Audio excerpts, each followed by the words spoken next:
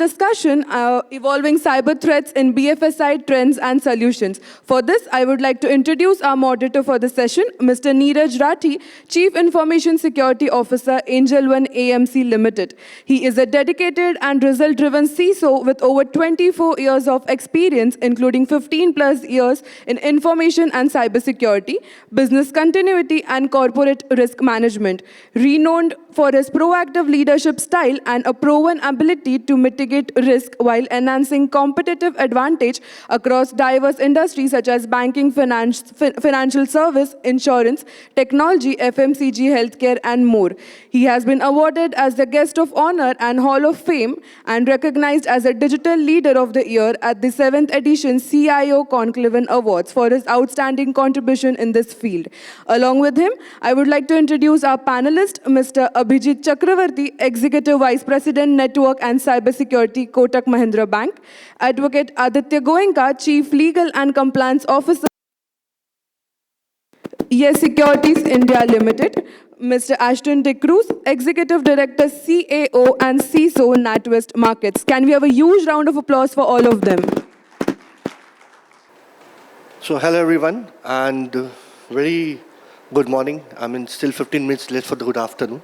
Okay, and welcome to this beautiful sessions, okay, on involving cyber threats in BFSI. So we have got our panelist, okay, Mr. Ashton D'Souza, right? Ashton, okay. Mr. Abhijit, okay, and Mr. Aditya. Okay.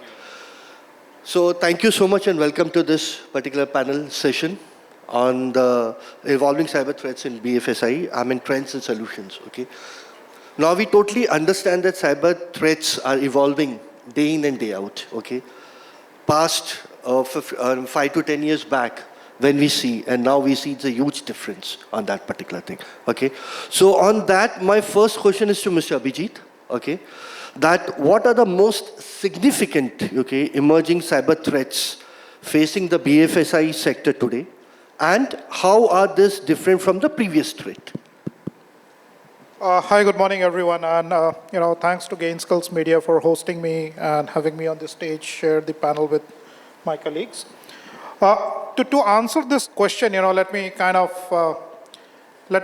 begin by saying that there is this quote. I'm sure all of us have heard of this, and if not, maybe the first time. It says, "In God we trust. Rest has to bring data." And I'll elaborate why I said that. Now, when you talk about data, I tried memorizing a bit of statistics because I thought we'll need a bit of statistics to answer this question. And I figured out that it is best to write it down. So please allow me to read it out. All of our from Mumbai, so Hindi समझ में आती होगी. बादाम की quality आजकल खराब हो गया. I tried, but it is not helping.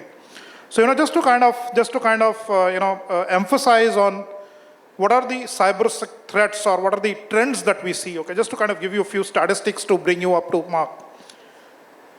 In the last 1 year, specifically to the BFSI sector, there has been 238% increase in the cyber attacks, 238% just in 1 year. Phishing increased by 22%, ransomware increased by 9x times in the last 1 year, 9x times, okay? Web exploits, things like SQL injections, cross-site scriptings, etc. I do not have the percentage there.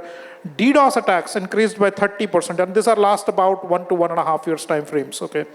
Supply chain attack, 4x times increase in the last 6 to 8 months time. APTs, which is, persistent threats, advanced persistent threats, increased by 30%. Exploit of vulnerabilities increased by 54%. Okay, and let me give you a few other statistics.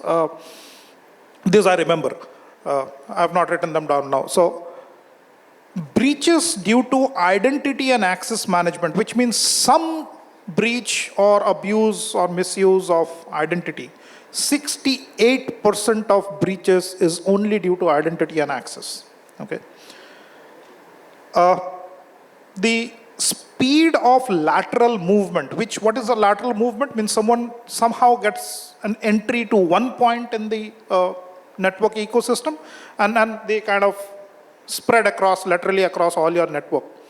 In the last 4 years, between 2018 to 2024, that's 6 years, this has come down from approximately 500 minutes to 3 minutes today. 500 minutes to 3 minutes in the last 6-8 odd years time frame. There is also a statistic which says that 37% of the organizations, or rather of the organizations that were breached once, 37% of the same organizations got breached the second time also. Now what it doesn't say is it for the same reason, but doesn't matter. Now, these are the trends that you see in the cyber threat landscape today. I'm not even wanting to go to deep fakes and phonetics and etc. and all that. Those are like new, and obviously these are the new things that you see. And this will keep evolving, right? So erstwhile what used to happen is that, and I'm not joking, before COVID, about 6 odd years back, if you would talk to anyone and say, what is the security level on your endpoint? They would say, we have got an antivirus installed.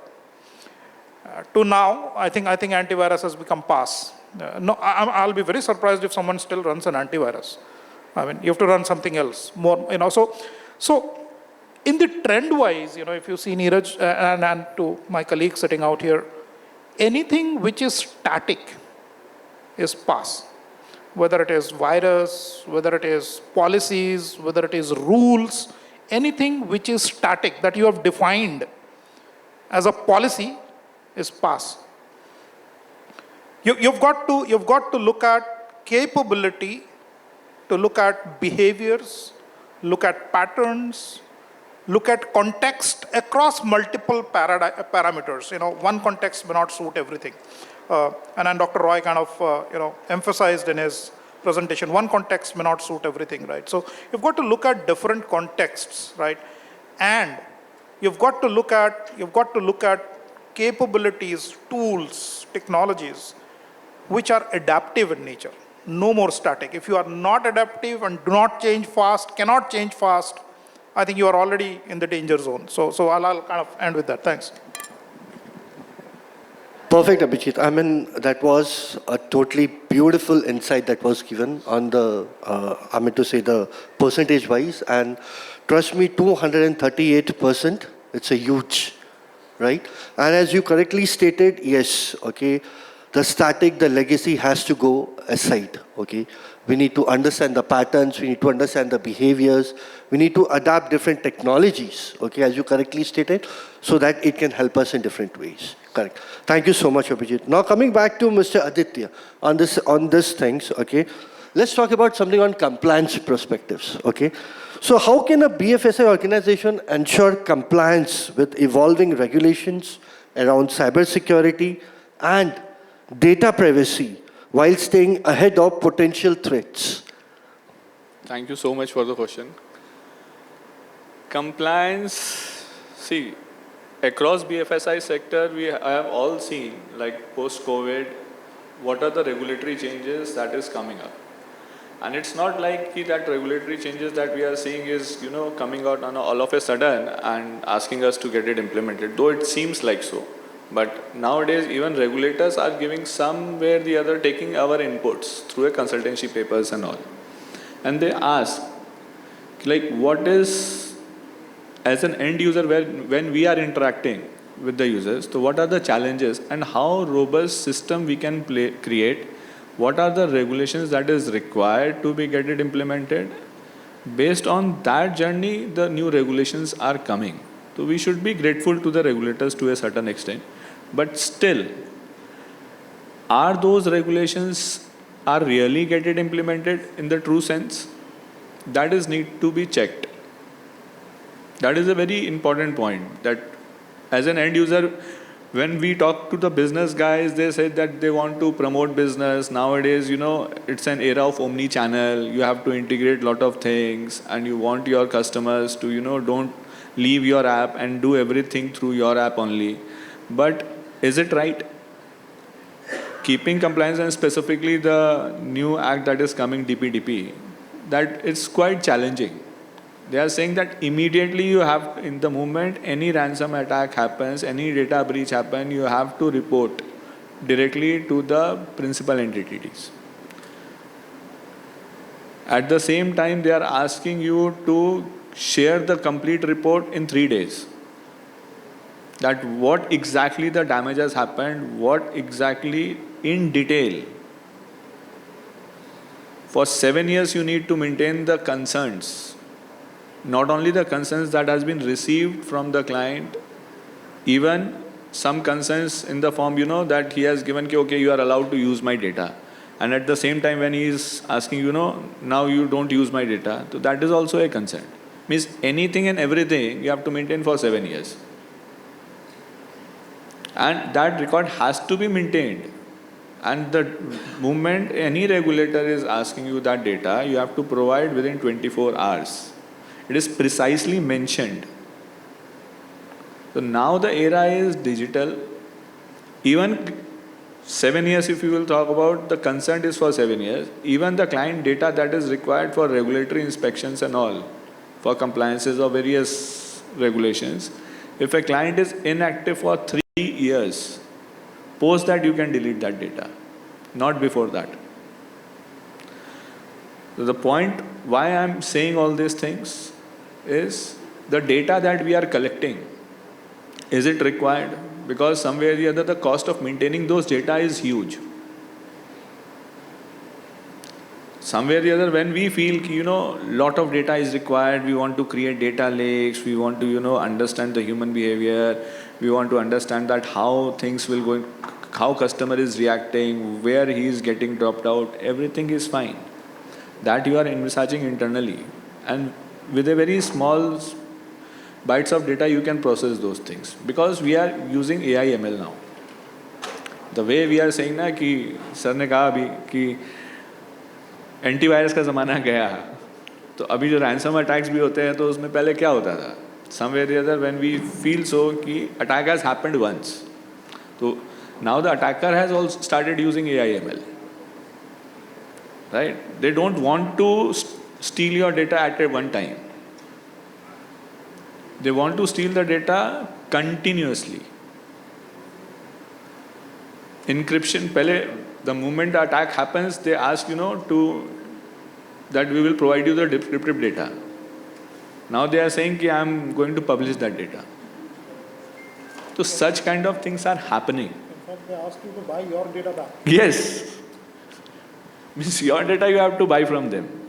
So these things involves lot of compliance and legal aspects, and we have to be very sure that what channel we are getting integrated and how. And precisely the channels through which, like internally, maybe as a bank, big financial institutions, you have a robust system. But when you are integrating with your middle layers, with your different players, that is where actually the problem is happening. Because they are not having that level of technology, they can't maintain that, and through their channel it is very easy for any attack or any data breach that can happen. And ultimately, as an entity, since you are the end service provider, you will be getting held responsible for that. So the understanding, whenever we think, my very simple advice to all my colleagues within the organization, friend circle, to you guys also, that when we are implementing anything from a compliance perspective, you should always think from, you should have within your colleagues a devil side advocate. That is the best way to implement the compliance. Because within the team, if you are challenging, that will give you a good brainstorming sessions. And you can easily understand to what extent you are safe. We are not safe at all. But to a certain extent, we have to put our own guardrails in place so that we don't get things doesn't get breached. Perfect, and very well said, Aditya. I mean, yes, not only me, but everyone will, also respect what you stated, that, initially when we want to implement any compliances in our organizations, okay, first need to understand that compliance, right? We need to speak within the team that how we are going to adhere, how we are going to adapt, how we are going to implement it, okay? Throw all the questions on each other faces. I mean, it's a simple award zone kind of a thing that we do it. And that is how we step into the shoes of other person who's trying to do a wrong thing on us. And that is how we try to avoid that particular thing, right? Correct, beautifully said. Thank you so much, Aditya. Okay, coming back to Ashton, sir. Okay, so what cybersecurity measure should BFSI organization, focus on as a part of their crisis management plan? Should they fall victim to cyber attacks? Sure. Hello, and thanks for the question. First and foremost, a very good morning to all the listening audience. I think we are still 2 minutes to go to mid-noon, so good morning still here.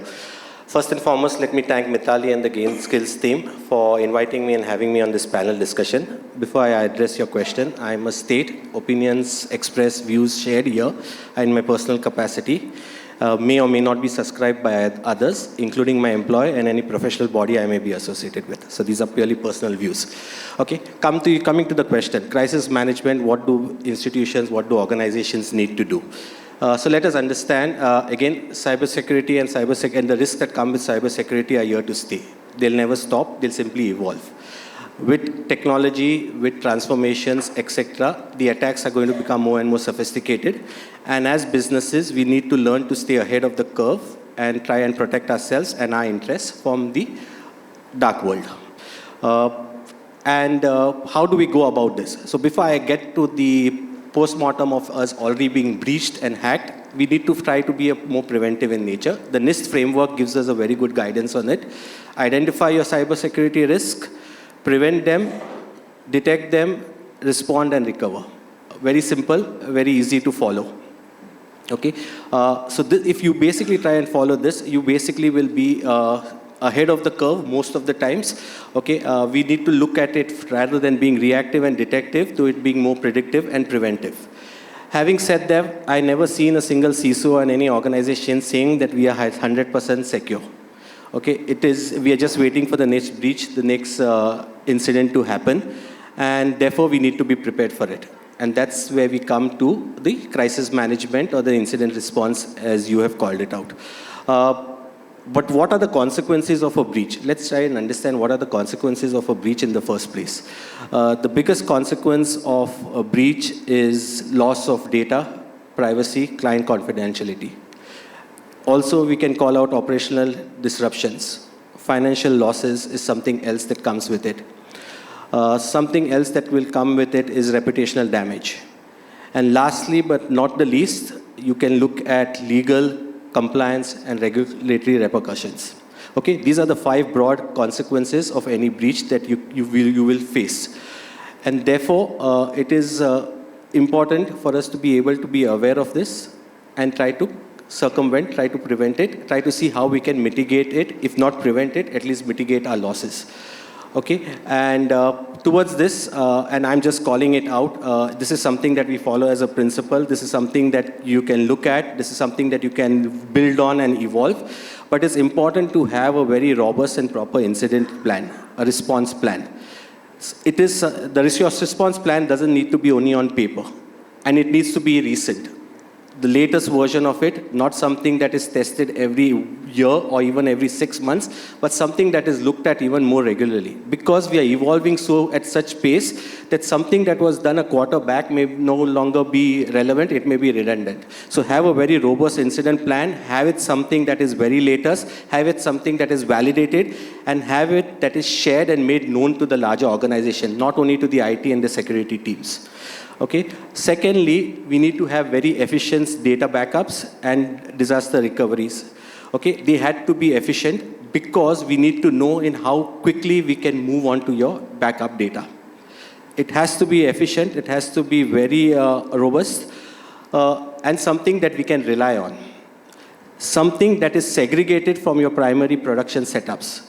Because if you are being breached, the hacker will try to not only breach your production, but also all your backups. So something that has to be segregated and something that you can recover on very quickly. Thirdly, you have to have a very honest and transparent communication strategy. Okay, because now a big role is to be notifying regulators and the likes, even your customers, etc. Have something that is really transparent. Don't try to hide. Okay, because once it becomes known, it creates a bigger impact than if you come out honestly with it, you can always tell what is the impact and come out honestly with it. Fourth is basically something that you need to look at is being able to review, remediate, and recover. That has to be part of your crisis management. And the fifth piece that I will put into it, and something that needs to be considered, is do you think you need insurance for such incidences? Cyber insurance is something that has not really picked up, but it is still something that is available. Do you think you need to have that insurance? Just like you never want to lose your life, but you still hold life insurance. You never want to fall sick, you still hold medical insurance. Is cyber insurance something that is going to be realistic very soon? Thank you. Thank you, sir. I mean, beautifully said. In fact, after your opinion and the remarks, what you gave, I think now everyone have understood what the plan should be. Correct? And as you correctly stated, yes, the NIST framework, the way the plan has to be implemented, it has to be reviewed more effectively and more promptly, and not on defined periodicity to see if it's perfect or not. Okay, and also the communication channel. Yeah, that is one of the biggest challenges that has been faced by a lot of organizations. How do we communicate it? Okay, all the 5 Ws and 1 H questions that needs to be answered on that perfect thing. Thank you so much for that particular insight. Okay, now coming to that digital banking and online, okay, financial services. Okay, this question is on regards to that.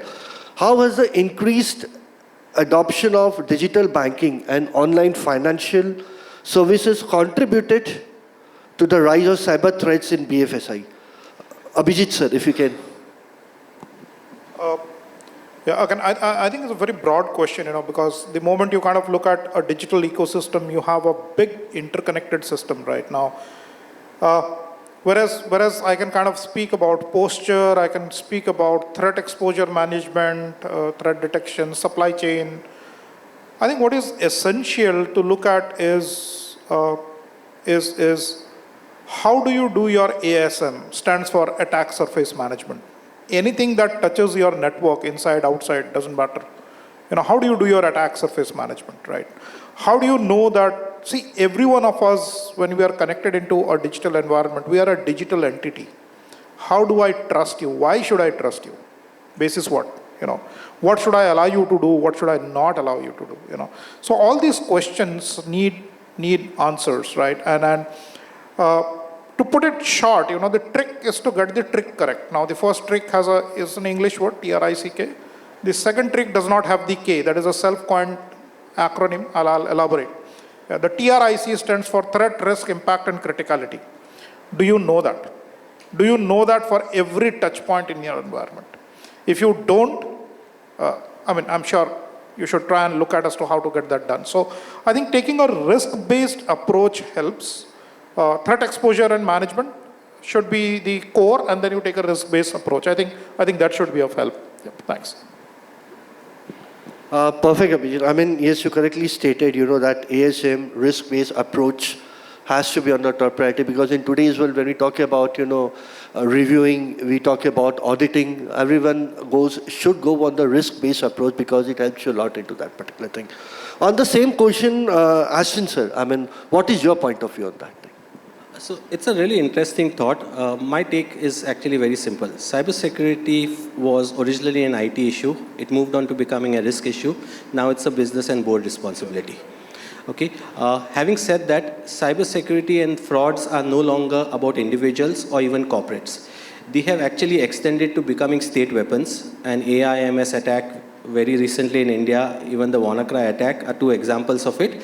So they have become tools of warfare. And Ukraine, Russia has seen it. Israel and Hamas has seen it.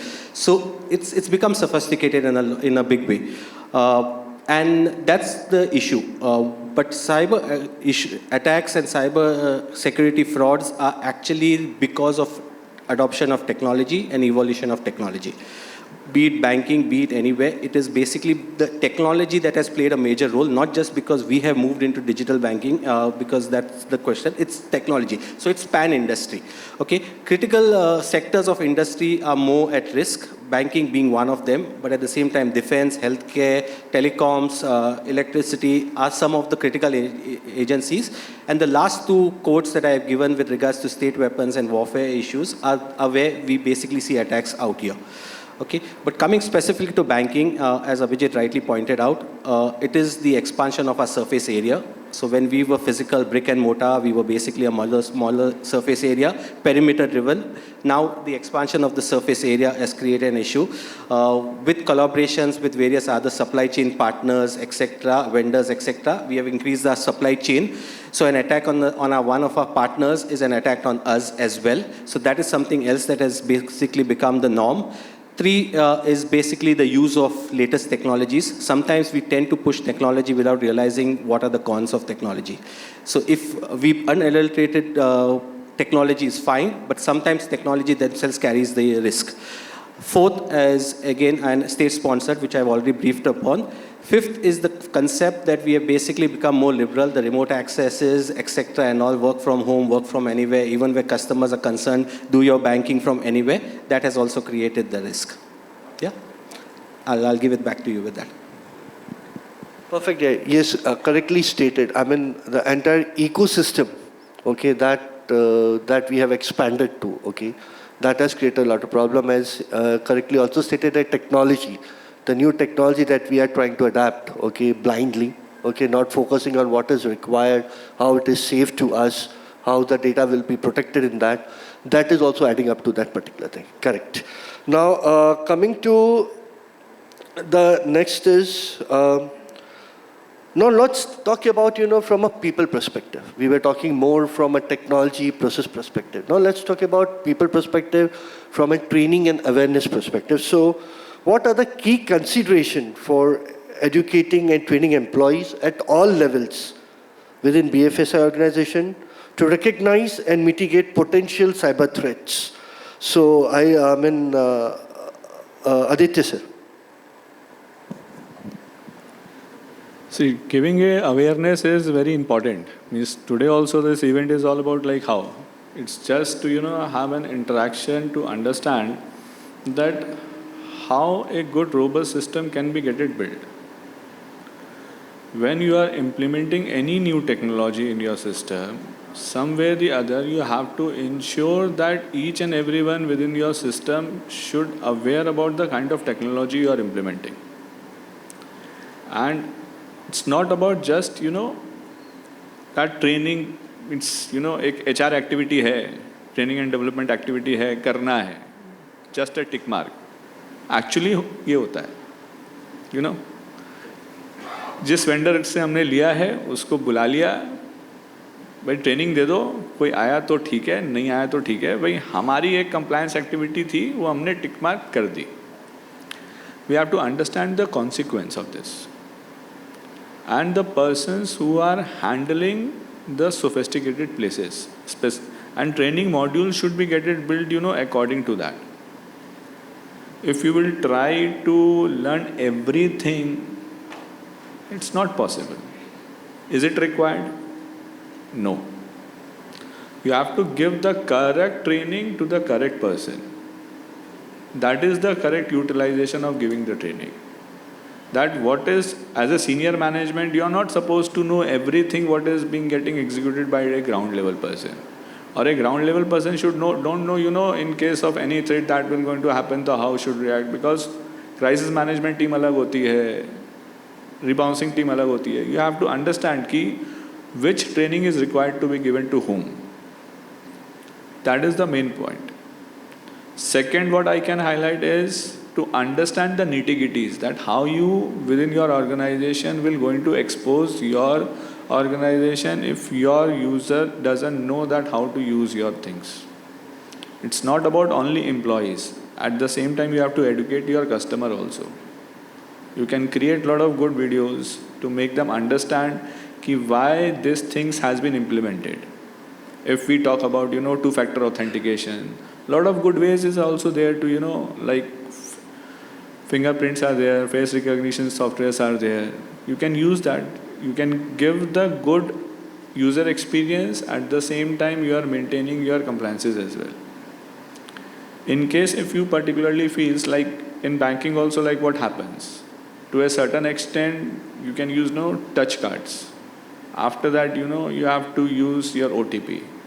Post that, even for higher transactions, you use, debit card credentials, that few numbers which is there. That is how they have built. For small transaction, okay, it's fine. We are giving you the ease to execute your transaction smoothly.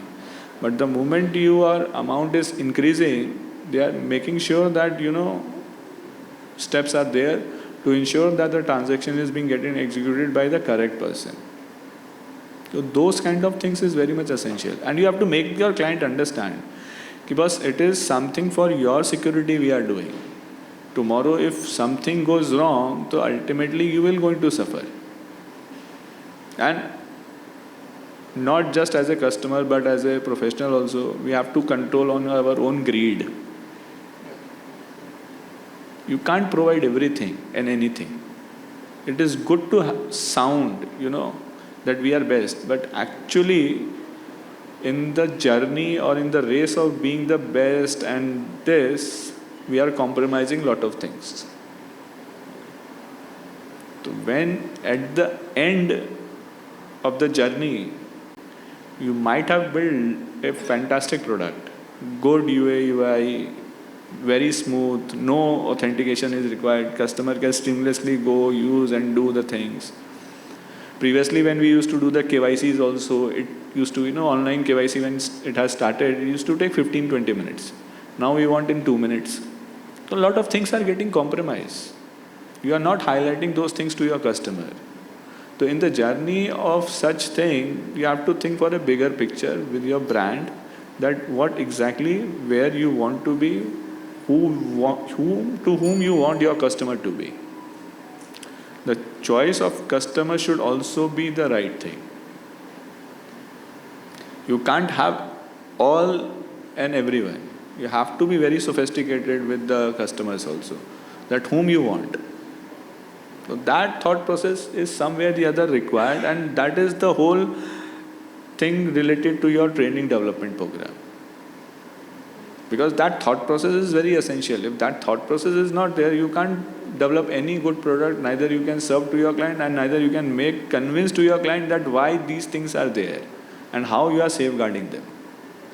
Over to you, sir. So, just to add to what Aditya said, see, the training programs are very technically oriented, right? And in my own personal capacity of observation and analysis, my personal views, not to hurt anyone, I think technically we are savvy, but common sense belies us. All the large fraud cases that I have kind of personally analyzed in my own capacity, educated people, I do not know where the common sense goes. So I'm not sure how to build that up. I think that's a challenge. The digital arrest, the case that we must all have seen, that he is a legal professional. He is a practicing advocate at Supreme Court. सोचो means legal professional है यार, वो खुद law practice करता है. He must be knowing there is no concept of digital arrest, and he has got trapped. So what Abhijit said, it's common sense is required. Means हर चीज, it's not about coding. Something is हर चीज SOP में नहीं नहीं लिखी जा सकती है, correct. And what sir has also said, like the correct choosing of correct person is also important. Like जब crisis management होता है, तो actually human behavior works. उस समय आपको SOP दिमाग में नहीं आएगी. So if a person who loves challenges by nature, he will fight back very easily. Because his mind will, because crisis we can just think कि क्या हो सकता है, but actually क्या होगा situation, nobody knows. Correct, absolutely. Coming back to Ashton, sir, I mean, any closing note on this training and awareness that you want to put it very specifically? I think we are getting the bell in, so I'll keep it to a 60-minute thing. Very simple, ignorance is not bliss. Cybersecurity is everyone's responsibility, not just the IT and the IS team. I'll pick up on the 2 points that my co-panelists said. First and foremost, training should not be academic. It should be realistic and something that is required. For that, awareness is key. And the key elements within awareness is basically general knowledge of cybersecurity, understanding of why cybersecurity is important, and change in attitudes. What are my risks? Where are my risks? Why am I trying to protect my assets? And how will I go about it? Thank you. So by this, I mean, we can speak the entire day, entire night on this topic, okay? It's never ending, but, respecting the time and the audience, okay?